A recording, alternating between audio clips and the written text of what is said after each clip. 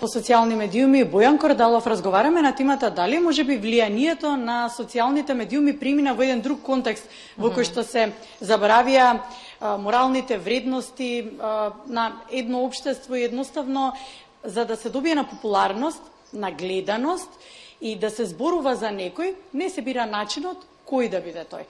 Разговараме на оваа тема. Добро утро. Добро утро, благодарам.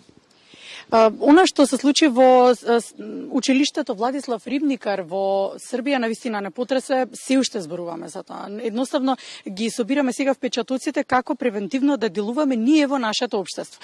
Па Бојан, дали можеби влијанието на социјалните медиуми веќе е во друг контекст во кој што не се бира начинот како да се стекне популарност меѓу младите?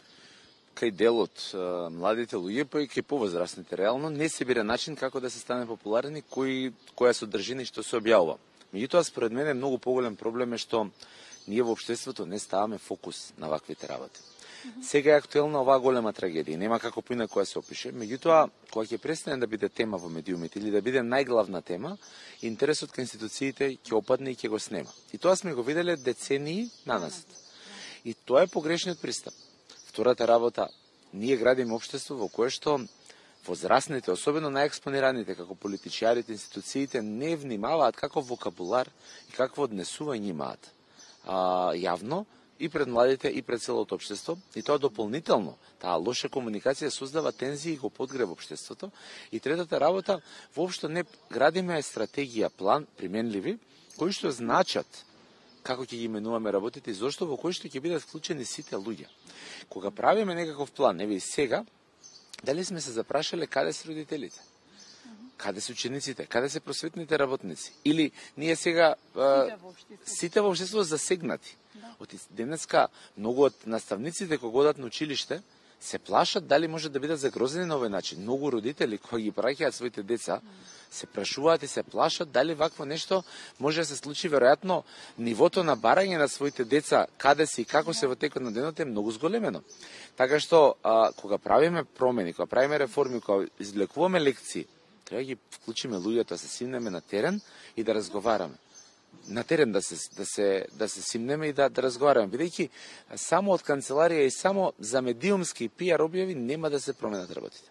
Бојан, велиш да, сите се збунати, не знаат како да реагираат во овој контекст. Разговаравме дека родителите сакајќи да ги заштитат своите деца од влијанието на социјалните медиуми, им ги земаат телефоните во овој период, па им ограничуваат апликации, па забрануваат. Еви Министерството за образование и наука рече дека TikTokот ќе го забрани во училиштата, но дали тоа е решението во ера дигитална во која што живееме, апсолутно достапноста на социјалните медиуми и да се забрани нешто и да временски да се забрани, пак ќе отидат дома?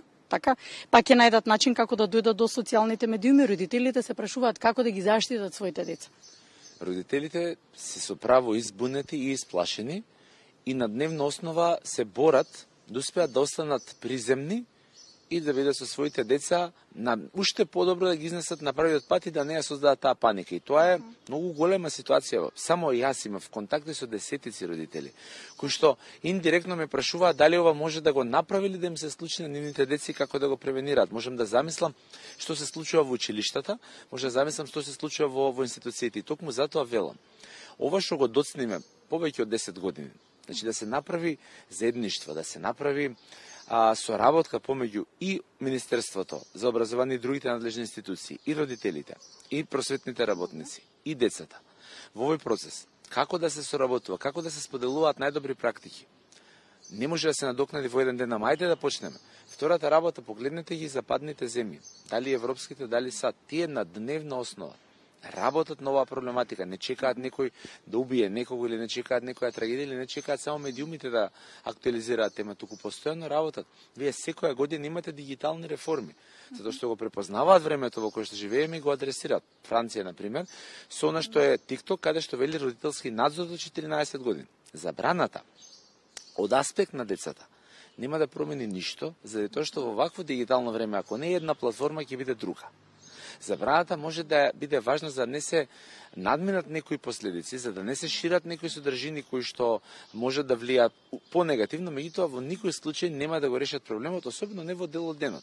И повторно ќе кажам, и размислувањето за земање на телефоните, тоа не е нова идеја, тоа е многу стара. И тоа секогаш им ја кажам, под број 1, што ќе правите со родителите кои што ќе сакаат да слушнат и видат дека нивното дете е добро, да стапат во контакт под број 1 и под број 2. Ние за 5 или 10 години, а може и порано, ќе разговараме како да ги ставиме во погон овие мобилни телефони, ама да бидат во интерес на наставата. Оти вие ако ги тргнете дигиталните труди, дигиталната ера ќе си го направи своето. Си го прави. Што ќе прават учениците ако немаат никаков дигитален уред кој што е за наставата битен, а се родени и функционираат во време во кое што телефонот секако им е важен дел од животот? Апсолутно неприфатливо. Не можам никако да си го прифатам и разговаравме за истото со фактот дека некој кој што убил осумина е херој на социјални мрежи, дека се формираат групи за поддршка и дека тоа се шири меѓу младите и кога велиш дека ако 10 години доцниме со ова веќе во САД и на западот ова наголемо се случува, ако некогаш зборувавме тоа го има таму некаде, сега го има и во близина, можеме ли некои позитивни практики да преземеме од начинот на кој што тие превенирале и тие работат велиш секојдневно на оваа тема? За почеток можеме да ги проучуваме законодавствата и да разговараме со родителите, професорите и децата што е применливо. За почеток можеме да ги вклучиме децата и да ги прашаме што е тоа што им недостасува и што ќе им го исполни подобро денот во образованието. Можеме да ги вклучиме наставниците, професорите и да ги прашаме што им треба за да часот се одвива полесно. На крајот на гриште да можеме да ги споделуваме позитивните искуства помеѓу различни родители и различни групи на чинители во образовниот процес како се справиле со одредена ситуација. Не да молчиме, не да ја заскриваме темата и не да викаме ова е лошо и да чекаме дека само од себе ќе се реши. Мора акција. И овие се неколку работи што веќе можеме да ги правиме.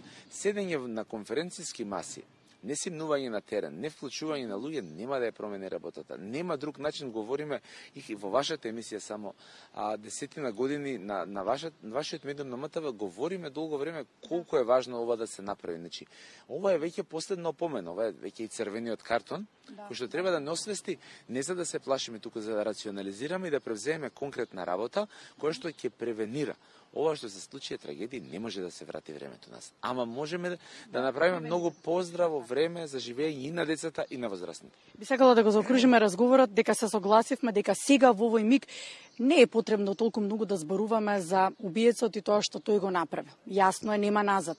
Туку да зборуваме за единство. Да зборуваме дека треба да се сплотиме и малку да дадеме една позитивна нишка дека треба да зборуваме за пријателството, за другарството, да ги охрабриме професорите, да ги охрабриме учениците.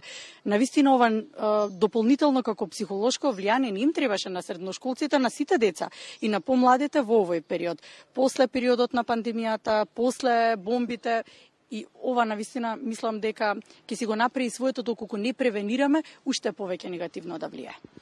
Повеќе не им требаше на родителите, кои што навистина се многу повеќе исплашени и многу повеќе пострес на сите овие појави, меѓутоа мораме да се научиме да комуницираме и да зборуваме на оваа тема. Бидејќи во сите родендени, во сите собиранки, во сите дружења, родителите зборуваат за проблемите кои што се соочуваат нивните деца. А што гледаме, да речеме, кај политичките партии на агендата, што гледаме на агендата на институциите надлежни за ова, гледаме сосема други теми. Политика, кавга и така натаму. Сега знаете, кога родителите, професорите, наставниците и децата имаат едни проблеми за кои што постојано зборуваат со години, а вие на вашето мене зборувате за сосема нешто друго, тоа општество не може нити да се работува, нити да ги промени работите на подобро.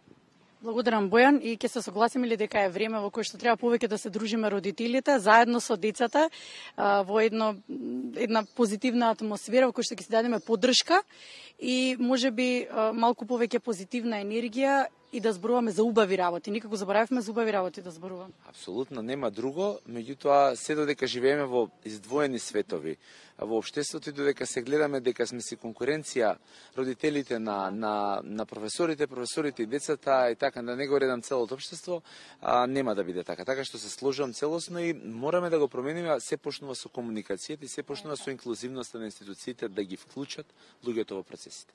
Благодарам. Благодарам многу на вас.